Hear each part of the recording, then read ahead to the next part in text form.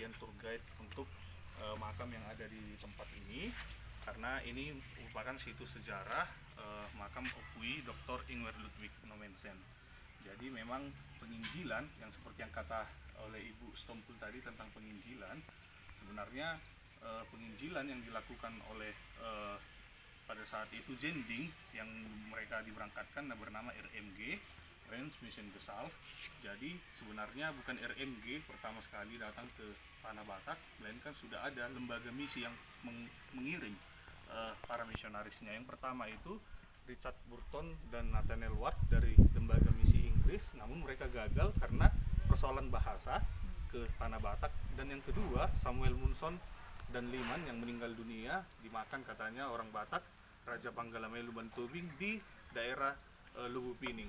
Jadi sangat luar biasa sebenarnya para penginjil-penginjil yang datang dari luar, dan mereka pada saat itu di tahun 1800-an gerakan yang memotori mereka adalah namanya gerakan pietisme, gerakan kesolehan yang sudah berkembang di Eropa.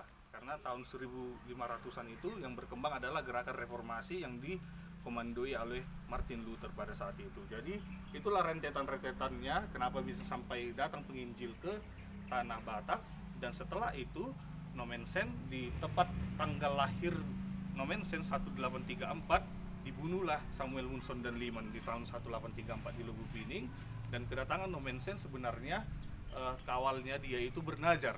Pada waktu masih anak-anak ataupun remaja, dia itu bernazar karena dia dalam keadaan lumpuh, sakit, jatuh dari kuda kalau tidak salah. Jadi dia bernazar pada Tuhan, jikalau Tuhan sembuhkan kakiku, aku ingin menjadi seorang pemberita firman Tuhan. Kira-kira itulah seorang Ingwer Ludwig Nommensen. Jadi teman-teman, singkat cerita, setelah Nommensen berkembang ataupun beranjak dewasa, dia pun memenuhi nazarnya, bersekolah lah dia yang di bawah dari lembaga Zending RMG pada saat itu. Dan akhirnya Nommensen dengan kepintarannya, dengan kecepatan dia menangkap pelajaran dan yang lainnya, akhirnya pun Nommensen dikirimlah ke Borneo untuk pertama sekalinya, namun tidak sampai ke Borneo, Kalimantan, karena sudah ada lembaga misi Ermelo pada saat itu di Kalimantan. Jadi karena nggak berjalan dengan baik, dimergerlah para misionaris yang ada di Kalimantan yang bernama Betz dan Van Asselt, yang kebetulan mereka dari Belanda, karena Belanda pada saat itu yang masuk ke Kalimantan. Jadi orang Eropa itu memiliki visi dan tujuan yang sama, jadi mereka kompak ternyata. Biarpun beda lembaga Zendingnya, tapi orang itu tetap satu visi bahwa harus kita buat penginjilan yang luar biasa nantinya. Bergabunglah RMG yang notabene Jerman dengan Ermelo yang notabene adalah Belanda. Mereka sudah sampai di Padang, dan di situ di Padang mereka tinggal di rumah kebangsaan Belanda karena kan masih dalam kekuasaan dari kolonial Belanda pada saat itu. Jadi Nommensen berangkat itu terlebih dahulu dia belajar bahasa Batak dulu di Belanda, yang tepatnya diajari oleh Van der Tuuk dan aku lupa satu lagi namanya juga. Dan memang Nommensen belajar sangat luar biasa cepatnya, karena memang mereka melihat, para penginjil melihat bahwa persoalan bahasa sangat penting pada saat itu, karena melihat kegagalan dari para misionaris sebelumnya. Akhirnya Nommensen berangkat dari Amsterdam 1861, sampailah dia 1862, kurang lebih 4 bulan 141 hari di lautan. Jadi sampai dia pertama sekali di Padang. Tidak langsung datang ke Tanah Batak, melainkan menunggu rapatnya para misionaris pada saat itu di Sipirok. Lokasinya gereja HKBP Sipirok saat ini, namanya Hene Klamer Betz dan Van Asselt. Di tahun 1862 mereka rapat, 1861 maaf, rapat mereka, akhirnya diarahkanlah Nommensen ke Silindung. Jadi mereka mengarahkan ke Nommensen ke Silindung, dan luar biasanya juga Nommensen sampai ke Silindung itu juga awalnya tidak langsung diterima dengan baik, namun dia tetap berusaha menunjukkan dirinya bahwa nengadong do neng hubuan tu bangsonin narupani. Jadi pertanyaan klasik pada saat itu yang mereka ditanyakan kepada para misionaris yang pada Nommensen oleh raja yang ada di situ, apa rupanya keuntungannya kami masuk Kristen? Kira-kira itulah pertanyaannya. Jadi Nommensen menjawabnya tidak secara teologis, namun dia menjawabnya secara langsung, mengatakan naing gabi bangso nama judoham. Ada perubahan yang akan kami bawakan pada kalian melalui misi ini dengan menawarkan tentang pendidikan, kesehatan, dan firman Tuhan. Jadi kesehatan ini mendirikan balai-balai kesehatan, dan pendidikan mendirikan sekolah-sekolah. Jadi itulah yang dilihat, oh berarti ada yang hal baiknya yang kami dapat, kira-kira demikian. Hal baiknya yang dilihat oleh raja pada saat itu, Raja Mandari Lumban Tobing. Akhirnya pun beliau pun diterima dengan baik teman-teman di sana. Dengan segala pengalaman yang luar biasa Nommensen bawa setelah ia dari Jerman, dan ia pun mendirikan yang namanya pos-pos kesehatan, karena dulu sakit penyakit itu sangat tinggi sekali, namun obat-obatan sangat terbatas dulunya. Jadi itulah metode pelayanan Nommensen. Akhirnya lambat laun banyak orang yang menjadi Kristen. Oh ternyata berjudul puisi Nommensen, ternyata mereka Kristen ini memang membawa hal yang baik, bukan hal yang tidak baik, kira-kira demikian kan. Jadi akhirnya Nommensen setelah di sana di Silindung kurang lebih 20 tahun. Dan kenapa bisa sampai ke sini, kira-kira demikian? Karena Nommensen ingin mengepakkan sayap kabaran Injilnya, dan dia pun pergi pertama sekali itu ke Balige tahun 1881. Namun pada saat itu Balige itu dikuasai oleh Sisingamangaraja dan para pengikut-pengikutnya. Namun juga hal yang sama juga, karena sudah terdengar Nommensen baik di Silindung, jadi ditawarkanlah oleh raja-raja Sonak Malela, Napitupulu, Pardede, Marpau yang ada di Balige, bain mapung songona di baik kamu na di Silindungan. Namun Nommensen tetap mengiyakan, dan ia tetap mengajarkan yang namanya pendidikan dan kesehatan. Itulah rumah sakit HKBP Balige berdiri di sana, dan gereja HKBP Balige itu kompleksnya dulu juga tempat dari penginjilan yang dilakukan oleh Nommensen, dan temannya ditempatkanlah orang yang tepat di situ. Namanya Gustav Pilgrim. Dan yang kedua di Lagu Boti tahun 1884 ditempatkanlah Tuan Bon di sana. Jadi strategi pada saat itu penginjil adalah menempatkan orang-orang yang tepat, kira-kira demikian. Karena apa? Karena sangat sulit pastinya kalau nggak orang yang tepat ditempatkan kan. Bukan maaf kita bilang dia nggak mampu, cuman kan nggak pas sama yang dia lakukan, kira-kira demikian. Memang itulah salah satu strategi penginjilan yang dilakukan oleh RMG pada saat itu. Mereka nggak sekedar hanya menempatkan si X, si A, si Y, tapi tetap mengedukasi. Oh, songonodo, napas tuson. Inilah watak-wataknya di sini. Jadi orang yang cocok, kira-kira demikian. Inilah orangnya. Jadi sampai pun Nommensen ke sini tahun 1886, sebenarnya Nommensen tidak diizinkan datang ke tempat ini Sigumpar, karena Sigumpar belum ditaklukkan Belanda pada saat itu. Jadi di sini masih terancam nyawa kalau misalnya orang datang ke sini, nggak dijamin keselamatannya, karena memang di sini belum pernah didatangi oleh Belanda. Nommensen tetap bersikeras hati, dia tetap ingin mendatangi tempat ini, dan akhirnya raja yang ada di sini pun mendengar kabar yang baik dari Balige, karena orang di sini kan masih berikatan keluarganya sama Balige, karena di sini warga Napitupulu, Utagaul, Simanjunta dan lainnya. Dan akhirnya pun Nommensen ditawarkan di tempat ini, dan didirikanlah dulu gereja di tengah-tengah sekolah ini. Dan sangat disayangkan tahun 1940-an itu karena tidak terawat dengan baik, akhirnya dirubuhkan dan dipindahkanlah lokasinya ke yang sekarang ini. Tahun 1940-an lah kalau tidak salah itu, dan jadi 1960-an. Jadi Nommensen sampai ke tempat ini juga mengajarkan tetap konsep yang ia bawa itu, teman-teman, pendidikan itu, dan berdiri sekolah, berdiri balai kesehatan, dan berdirilah juga lokasi yang namanya tempat onan. Jadi onan itu juga pajak ekonomi yang dilihat Nommensen. Jadi orang juga datang nanti ke tempat itu yang dari tempat-tempat yang lain. Di situ juga Nommensen akan menyebarkan ajaran agama kekristenan. Jadi memang luar biasa sebenarnya. Dia melihat pertumbuhan ekonomi juga berjalan dengan baik seiring dengan penginjilan, dengan pendidikan. Jadi gabi maju matong pikiran ya lah bata. Jadi sangat luar biasa sebenarnya yang dilakukan oleh para misionaris, tanpa mengesampingkan yang lain.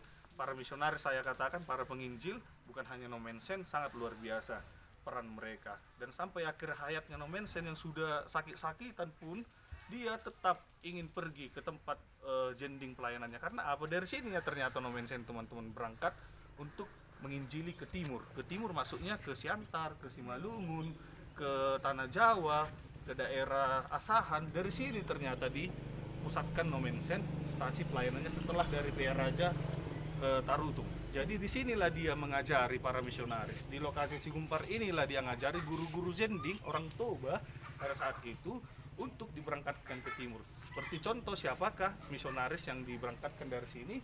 Salah satunya adalah Agustes. Agustes ternyata Manginang itu diberangkatkan dari tempat ini setelah di briefing 4 bulan tentang bahasa, tentang bagaimana situasi yang ada di Simalungun. Dari sinilah diberangkatkan Agustes dari pelabuhan ini, karena ini dulu adalah pelabuhan Nomensen, namanya Lumban Sibolang, dan air Danau Toba ini juga dulu sangat dekat dengan lokasi ini.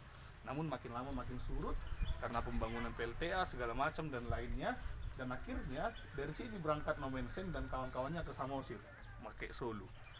Jadi moda transportasi mereka masih paling sering menggunakan Solo ataupun sampan ataupun perahu, kira-kira demikian. Jadi sampainya Nomensen teman-teman dalam keadaan sakit, dia di sini udah makin tua karena dia kan tidak muda lagi datang ke tempat ini. Tahun 1834, bayangkan tahun 1886 dia di sini. Kurasa umurnya udah hampir 60-an dia nyampe di sini, Kian. Jadi kurang lebih Nomensen 28 tahun lah di Sigumpar ini. Jadi meninggal dunia dia dalam keadaan sakit setelah mengunjungi lokasi yang ada di Samosir sana. Agustes yang saya katakan tadi itu, itulah yang mengembangkan penginjilan di Simalungun sehingga terbentuklah gereja GKPS, Gereja Kristen Protestan Simalungun. Jadi itulah teman-teman, dan Nomensen pun kembali lagi ke tempat ini, meninggal di tanggal 23 Mei 1918 dengan meninggalkan sangat-sangat banyak sekali kenangan yang luar biasa. Dan disinilah orang dulu berkumpul, paling banyak orang Batak melihat Nomensen terakhir kalinya, hampir 10 ribuan kalau menurut catatan dari buku dari Bapak Julil Raplan Hutauruk, Eporus bagian sejarah HKBP.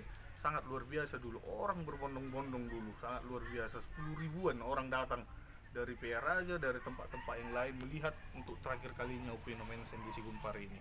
Jadi ini makam istrinya teman-teman, istrinya yang kedua, Christine Nomensen, itu meninggal dunia setelah meninggal istrinya yang pertama, karena dia bukan dua istri, tapi dia bukan beristri dua, melainkan karena sakitnya istrinya yang pertama meninggal dunia. Akhirnya dia menikah kembali karena memang anak-anaknya masih kecil dulu, ditinggalkan istrinya.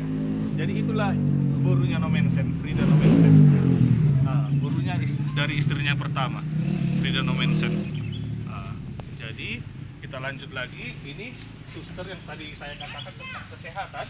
Jadi dia juga membawa tenaga medis juga. Ini Ibu Juster Neiman, dia ahli bagian kesehatan.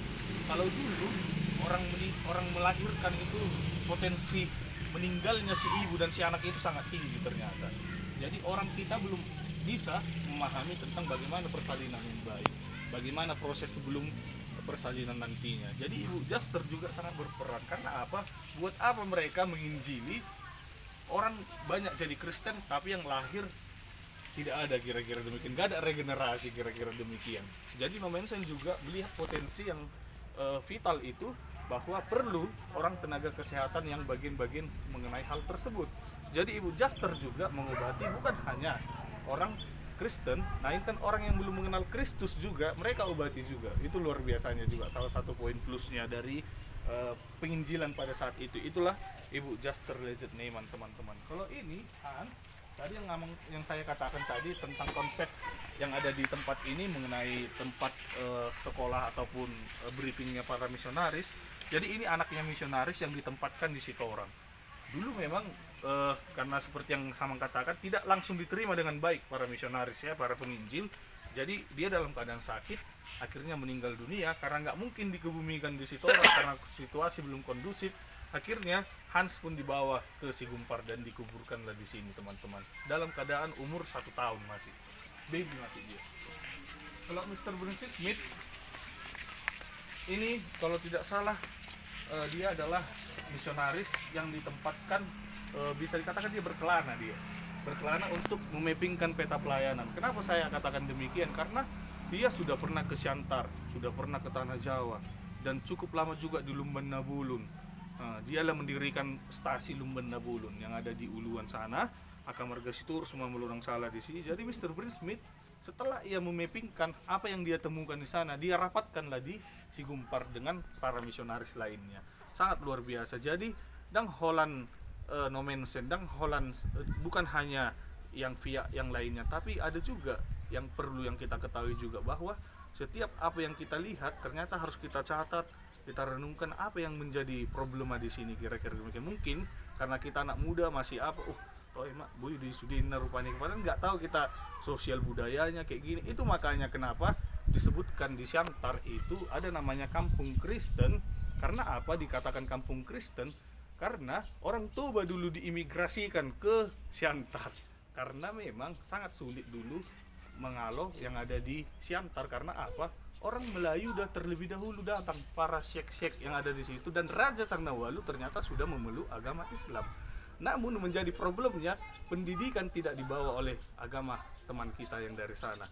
Dan Nomensen masuk melihat bahwa peluang yang sangat luar biasa ini, kami neng maju dobek kami raja kan tuh Raja Sangnawalu kan raja juga, kalau mau yang majunya mulai pendidikannya nggak apa-apa, no problem. Kira-kira tapi di pinggir sana lah kami kasih ya, kan masih pinggiran itu daerah Siantar Sawah, daerah Jalan Gereja, Siantar itu masih pinggiran dulunya itu. Jadi disitulah teman-teman orang Toba diberangkatkan juga agar bisa menguasai lokasi-lokasi yang ada di situ. Karena orang Toba terkenal juga itu, di mana ditempatkan tetap bisa hidup, kira-kira demikian. Jadi itulah Mr. Bersih teman-teman, sangat luar biasa. Kalau ini adalah memang dia tidak tahu ya kapan dia meninggal, sangat disayangkan, data-datanya tidak ada yang akurat, makanya tidak dibuatkan.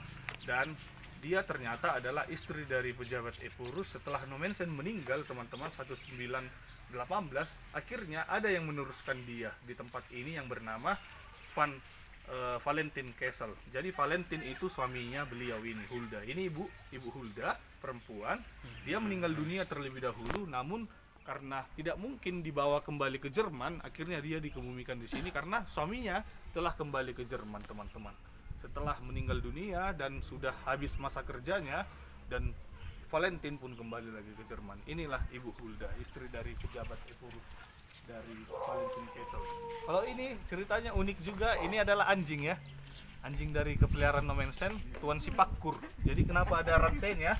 Nah, jadi cerita klasiknya memang Nomensen ternyata sudah berkali-kali dicoba untuk dibunuh melalui makanan kah, melalui teror-teror lainnya. Ternyata Tuan Sipakkur ini sering dibawa Nomensen untuk pergi tempat pelayanannya. Jadi Tuan Sipakkur pada saat pagi hari ada orang yang tidak dikenal memberikan makanan pada Nomensen. Namun Nomensen tidak langsung memakan karena itu salah satu metode juga di dalam penginjilan yang saya lihat ya. Bukan dia mencurigai, tapi ada saja orang yang tidak bertanggung jawab yang akan mencelakakan dia. Jadi untuk itu agar dang acik rohana nama ngaliani biar jangan tidak sakit hatinya orang yang mengasih itu, maka dari itu makanan itu diterima dan cukup disimpan beliau dulu, kira-kira demikian. Namun ketika itu Nomensen meletakkan di atas meja. Namun tidak diketahui Nomensen, akhirnya Tuan Sipakkur ini memakan makanan itu dan mati langsung Tuan Sipakkur. Ternyata sudah diracun duluan makanan itu, teman-teman. Sangat luar biasa sekali, secara tidak langsung Tuan Sipakkur itu menyelamatkan nyawa Nomensen. Kenapa Amang dikatakan namanya Tuan? Kenapa nggak langsung aja Dok atau gimana kan? Jadi dulu Nomensen itu dipanggil bukan pendeta, karena memang beliau itu bukan tohonan pendeta, beliau kan dia misionaris. Nah, jadi di situ pun nggak ada dibuat di situ pendeta Nomensen. Jadi misionarisnya dia, teman-teman, tohonan baptisannya. Walaupun kemudian hari karena dia orang Eropa, jadi dia masih bisa membaptis di sini ya. Karena orang Eropa itu misionaris yang di Eropa tidak diperkenankan karena masih ada pendeta. Jadi misionaris yang berangkat ke Asia itu diperbolehkan mereka karena memang cuman misionaris yang bisa, teman-teman, datang kayak gitu kira-kira. Jadi Tuan dikatakan karena Nomensen dulu dipanggil Tuan Nomensen. Jadi kenamaan Tuan ini menandakan kepemilikan Nomensen, teman-teman. Jadi kita lanjut, Magdalena Kaiser ini adalah anak dari misionaris si Kaiser. Kebetulan orang tuanya dulu tempatkan di Balige Tampahan. Dia meninggal dunia dalam keadaan sakit, sangat disayangkan. Memang umur dia masih 6 bulan, teman-teman. Jadi orang tuanya dulu di Tampahan. Jadi hampir sama ceritanya sama si Hans. Jadi dia dalam keadaan sakit, 6 bulan masih umurnya. Jadi itulah Amanginang sedikit cerita yang bisa saya sampaikan. Jikalau ada pertanyaan, boleh kami sampaikan kepada teman-teman Amanginang di sini. Untuk itu saya ucapkan terima kasih.